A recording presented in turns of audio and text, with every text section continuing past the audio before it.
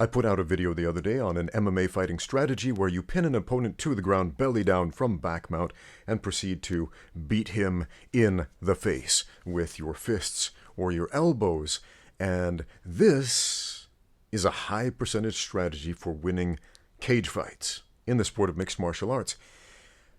But it came to my attention that a lot of the folks who watch my channel are not interested in mixed martial arts. They are interested in martial arts for self-defense. So let's talk about self-defense a little bit.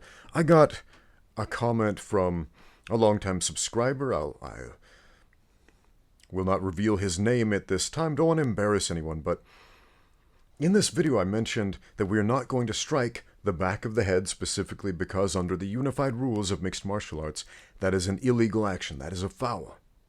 Okay? It's also a dangerous thing to do.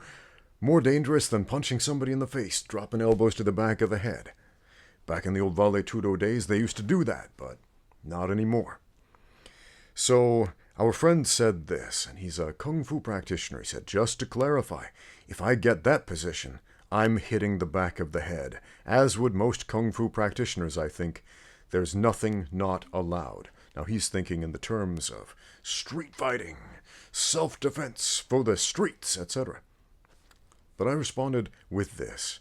Just to be clear, if you're doing that outside of a sanctioned MMA fight, you are going to prison for aggravated assault and attempted murder in most places.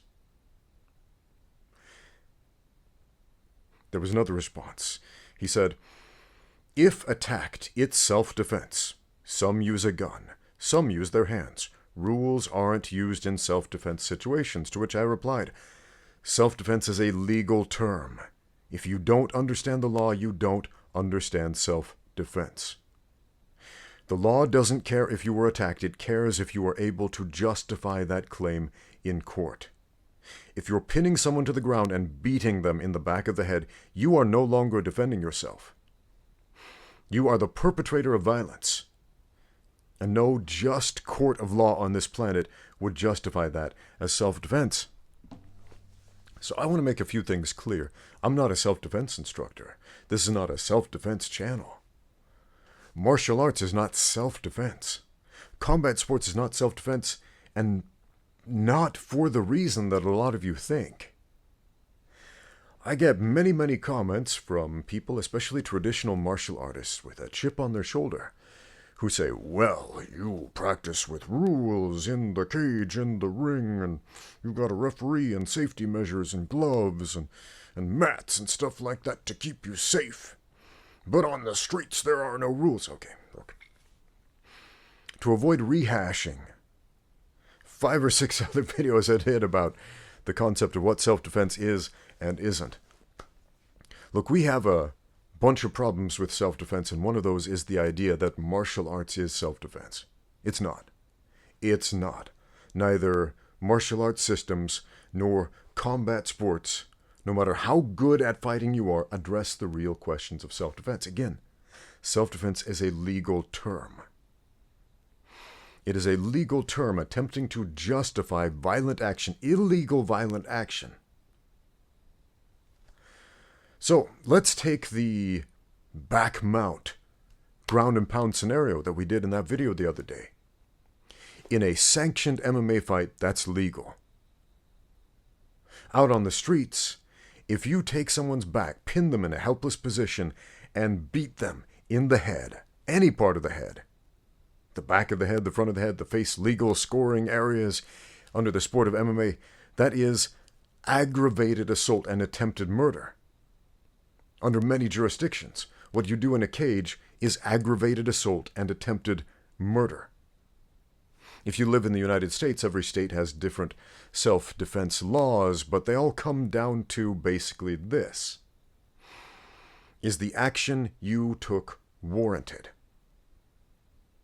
Did you go too far?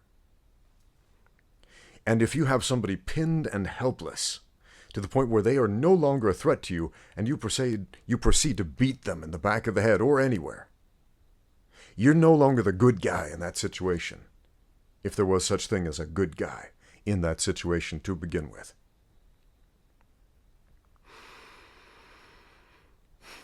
There are two big problems with self-defense, only one of which is commonly addressed in these YouTube videos. Does it work or does it not work? And that's a very clear problem, right? If your self-defense ninja move doesn't work, then, well, I guess you get shot or stabbed or beaten. You get hurt, right? But the part that most people don't talk about, what if your self-defense technique does work? What then? What if your ninja move does work and you knock that guy out and he drops and he hits the back of his head on the concrete and now he's dead? Okay. The law will intervene. They will. And you're going to have a conversation with the police, and they're going to ask you questions. They're going to ask you what happened. Regardless of what country you live in, this is generally how it goes. There's been a violent altercation, people have been hurt or killed. They will ask questions. And when you answer those questions, if you answer those questions honestly, well, I hit this guy, and he fell, and he hit his head, and now he's dead. That is an admission of guilt under the law. What happens next? Self-defense is what happens next. Like I said, it's a legal term. You're going to have to attempt to justify that violent action. Well, I hit him because there was an imminent threat to my life, my safety, the health and safety of others, etc., if I did not take this action. Good luck proving that. Especially if you mounted that dude from behind, ground his face into the dirt, put him in a helpless position where he couldn't fight back, and then proceeded to beat the back of his head with your elbows. Once again, MMA is the polar opposite of self-defense. How do MMA fights end? By knockout? By technical knockout, that means when one fighter is no longer able to intelligently defend himself, he is helpless, he is taking a beating, and the referee intervenes because otherwise he would die.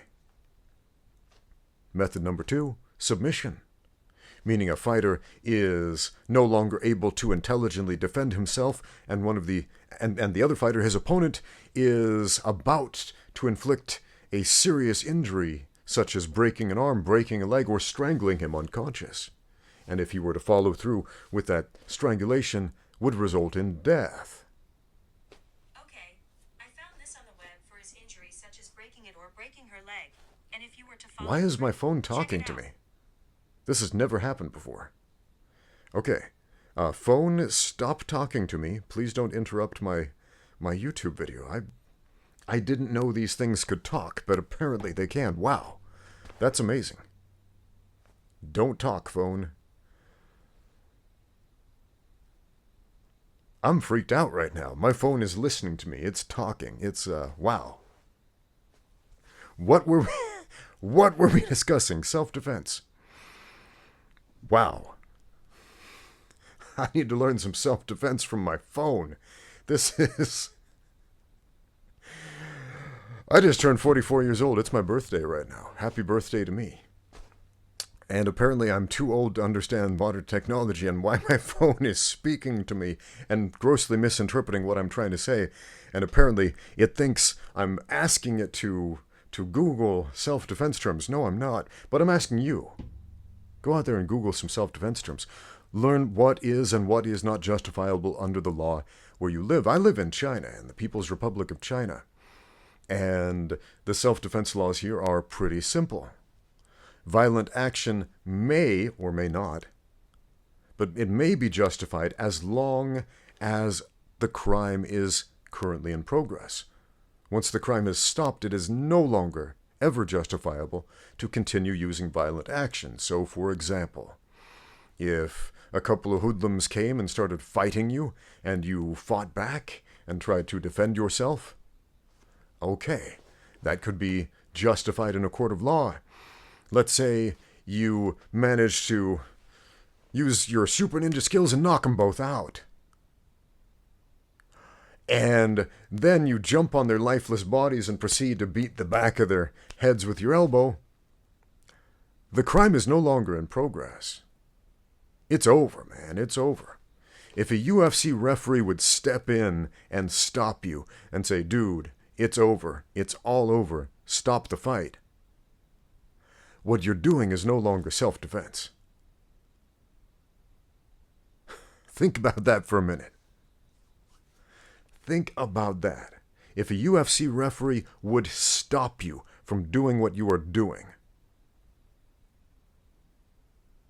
and call it a technical knockout because the other person cannot defend themselves, you're the bad guy in that situation.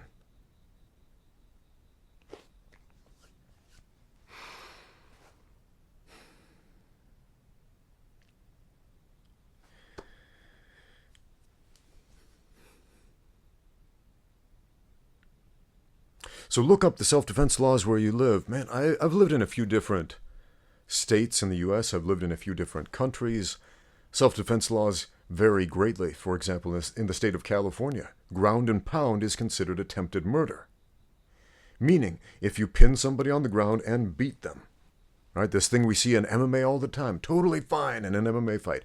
Perfectly legal technique in an MMA fight. That's attempted murder. You do that in the state of California, you're not defending yourself, you are offending.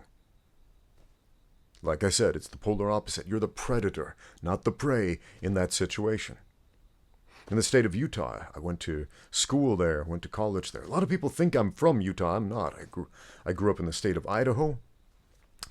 I'm a American-born British national. I grew up in the state of Idaho. Went to university in Utah. Anyway, in the state of Utah, using a strangulation technique, for example, a rear naked choke, a guillotine choke, a triangle choke, an arm triangle, etc., is a felony. Yeah. So if you are strangling someone and claiming self-defense, you better have a good lawyer. So it's not a self-defense channel, and I've got to point that out because the techniques I teach on this channel, when I make technique videos, and I've got hundreds of them, a whole playlist of hundreds of fighting technique videos, this is not for the streets. Please do not misinterpret this as me encouraging you to go out there and ground and pound people or strangle people in public. Don't get into street fights. I'm asked this constantly in the comments. Hey, Ramsey, what do I do in this street fight scenario? And people are often disappointed with my answer, which is don't get into street fights. They think that's dismissive, but that's the best advice you're ever going to get. Don't get into street fights. But what if I'm attacked?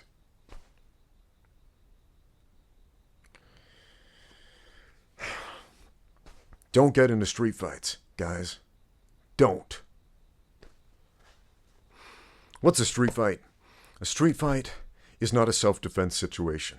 A street fight is two idiots getting mad at each other and posturing and pushing and hurling insults and yo mama jokes or whatever gets people mad, and then they come to blows and throw a couple haymakers, and then they grab each other because they ran out of gas throwing those couple of haymakers, and they get each other in a schoolyard bully headlock, and they tumble on the floor and start rolling around, hoping beyond hope that their friends will pull them apart, stand them back up and say, stop fighting, guys, it's not worth it, to give them a face-saving exit because they gassed out 30 seconds ago.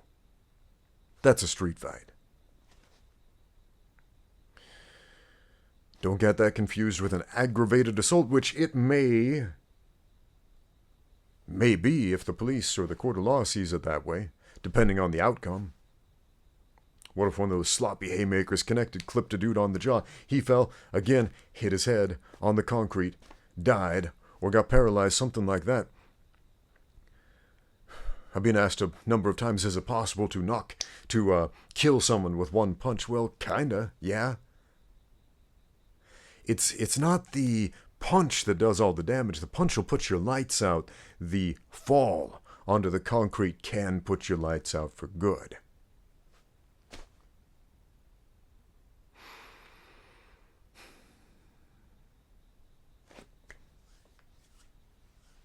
I don't always like waxing serious like this, but, man, again, it's come to my attention that not everybody who watches my channel is on the same page as me with my intent in making instructional videos for combat sports. Use this stuff in the gym, in controlled sparring with people who you trust with your life. Use this stuff in combat sports. The rules matter. They're there for a reason, man. They're there to ensure that these sports can remain legal and sanctioned. And so that if you want to participate in a cage fight, you're not going to end up in prison for it. If you want to get in a boxing match, you're not going to go to jail at the end of the night.